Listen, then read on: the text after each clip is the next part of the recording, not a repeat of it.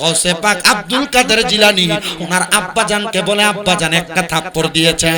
একটা থাপ্পড় দেওয়ার কারণে আমি আব্দুল কাদের বললাম এই মহিলার গর্ভে যেই মেয়ে সন্তান ছিল আমার আল্লাহ তাআলা কুদরতি ভাবে এই মহিলার গর্ভের মেয়ে সন্তানটারে একটা থাপ্পড়ের কারণে ছেলে বানিয়ে দিয়েছে। আপনি যদি আমি আব্দুল কাদেরের গায়ে আরেকটা থাপ্পড় লাগান, বাড়িতে যাই 7টা কন্যা সন্তান আছে, আমি আব্দুল কাদের বললাম বাড়ির ওই 7টা মেয়ে সন্তানরেও আমার আল্লাহ তাআলা আমি আব্দুল কাদের দুয়ার বরকতে ওইগুলারও ছেলে সন্তান বানিয়ে দিবে। জোরে সুরে বলেন সুবহানাল্লাহ। আরে মায়া বেগিন ডালি দিয়ে বানাইয়ে আল্লাহ, এগিনে মায়া আর নবীরে লাগে তার লাই। মায়া বেগিন ডালি দিয়ে আর না বানাইয়ে আল্লাহ, এগিনে মায়া আর নবীরে লাগে তার লাই। শোক লাগিব আহমদ দেখার মতো সাইবার লাই, কইল জাগানো মদিনার রাখিয়াই তো সাই।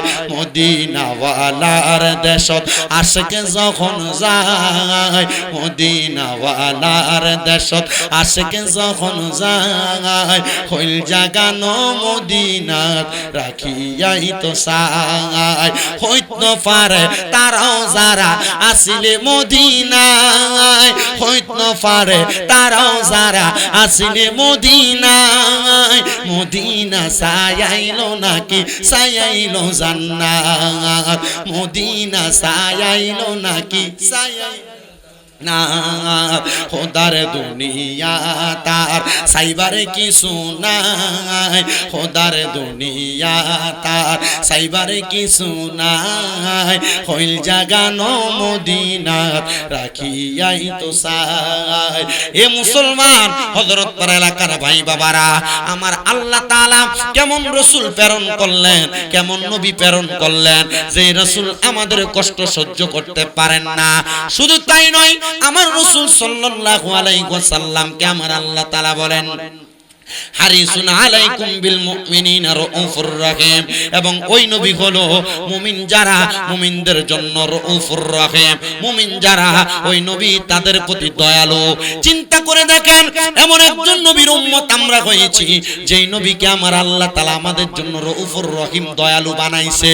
হুজুর এতদিন পর্যন্ত আমরা জানতাম আমার আল্লাহ রাউফুর রহিম, আমার আল্লাহ শুধু বান্দার প্রতি দয়া করে, কিন্তু আজকে থেকে মনে রাখবা ও হযরত পাড়ার বাবারা, আল্লাহ তাআলা নিজেই কোরআনুল কারীমে বলেছেন হারিসুন আলাইকুম বিল মুমিনিনা রাউফুর রহিম, আমার নবী হলো মুমিনদের জন্য রাউফুর রহিম।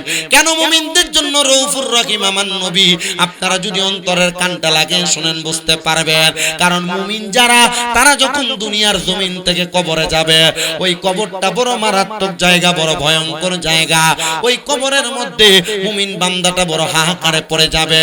আর আমার আল্লাহ তাআলা আমার নবী মুহাম্মদ মুস্তাফা আহমদ মুস্তাফা সাল্লাল্লাহু আলাইহি ওয়াসাল্লাম নবীর মাধ্যমে ওই মুমিন বান্দাদেরকে ওই জায়গার মধ্যে রহম করবেন।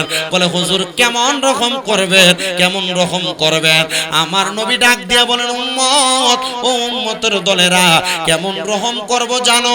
আমি নবীর উম্মতরা যখন কবরের মধ্যে যাওয়ার পর তারা হতাশাগ্রস্ত হয়ে যাবে, আমার উম্মতেরা দুনিয়াতে যদি আমি নবীর প্রতি ঈমান আনয়ন করে মারা যায়, আমি নবীর প্রতি মুহাব্বত, আমি নবীর প্রতি ভালোবাসা রাইখা আমি নবীর কথা মোতাবেক চইলা তাদের জীবনটারে সাজায়, তাহলে কবরের মধ্যে যাওয়ার পরে একটা উম্মতে মুহাম্মদী যখন প্রশ্নের সম্মুখীন হবে, আল্লাহ তাআলার ফেরেশতা মুনকার নাকির সম্মানিত দুইজন ফেরেশতা যখন উত্তর জানতে চাইবে মান রাব্বুকা, মুমিন বান্দা তখন আমি নবীর চেহারা মুবারক দেখে দেখে বলবে রব্বি আল্লাহ।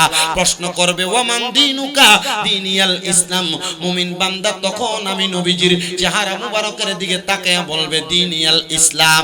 আর যখন প্রশ্ন করবে ওমান হাযার রাসূল অথবা ওমান নাবিয়ুকা, তখন কেউ যদি মুমিন বান্দা হয়, কোন মহিলা যদি মুমিন বান্দি হয়, তখন সে বলবে নবী মুহাম্মদুন সাল্লাল্লাহু আলাইহি ওয়াসাল্লাম বলে বলে পরিচয় দিবে।